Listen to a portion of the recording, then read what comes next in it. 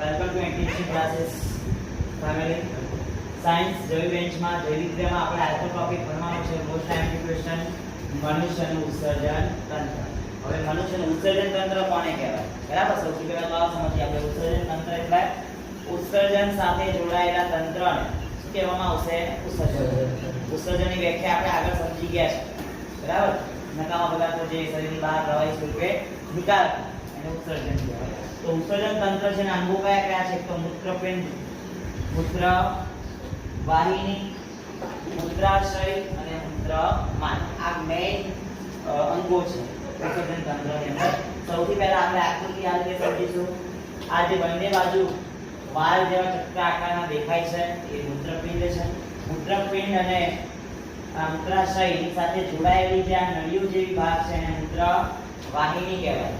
મૂત્ર વાહિની છે એની પછીનો ભાગ આવે કે જ્યાં આ મૂત્રપિંડ મૂત્રનું નિર્માણ કરે અને મૂત્રનું જેવું નિર્માણ થાય એવું આ બંને મૂત્ર વાહિની દ્વારા મૂત્ર એ આ મૂત્ર વાહિની ક્યાં ખુલે? મૂત્રાશયમાં, કે જે અહીંયા મૂત્રનો સંગ્રહ થાય છે એ ભાગ જે છે એને મૂત્રાશય કહેવાય.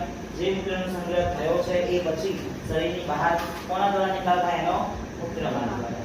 આ આકૃતિ છે, એના ઉપરથી આપણે એના બધા અંગોને 1 by 1 શીખવાના છે. સૌથી પહેલા છે મૂત્રપિંડ. તો મનુષ્યના ઉત્સર્જન તંત્રની અંદર જો કોઈ મુખ્ય ઉત્સર્જન અંગ હોય કે જેના દ્વારા મૂત્રનું નિર્માણ થાય છે એ અંગ કયું છે? મૂત્રપિંડ. આ એક માર્ક્સનો પણ ક્વેશ્ચન તમે પૂછી શકે.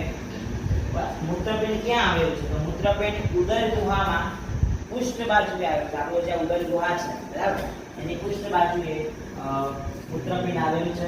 જે લાલાશ પડતા કથ્થાઈ રંગના વાલ જેવા ચપટા આકારનો, તમે આકાર જોઈ શકો છો. વાલ જેવો છે, વાલના જે બીજ હોય એવા બીજ હોય એવા, અને ચપટા પણ છે.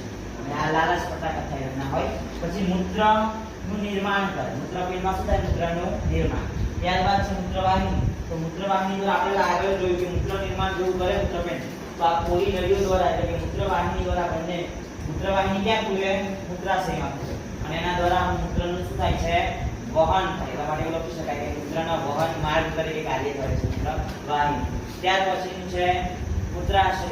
તો મૂત્રાશય શું છે? તો મૂત્રવાહિની દ્વારા આવેલું મૂત્ર કે મૂત્રાશયની અંદર શું થાય? એનો સંગ્રહ થાય છે. અને ત્યારબાદ મૂત્રાશયનો નિકાલ ક્યાં થાય? મૂત્રમાર્ગમાં ખુલે.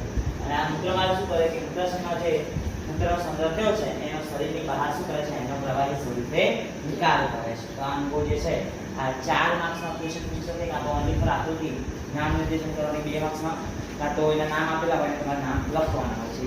થેન્ક યુ એન્ડ જય દ્વારકાધીશ.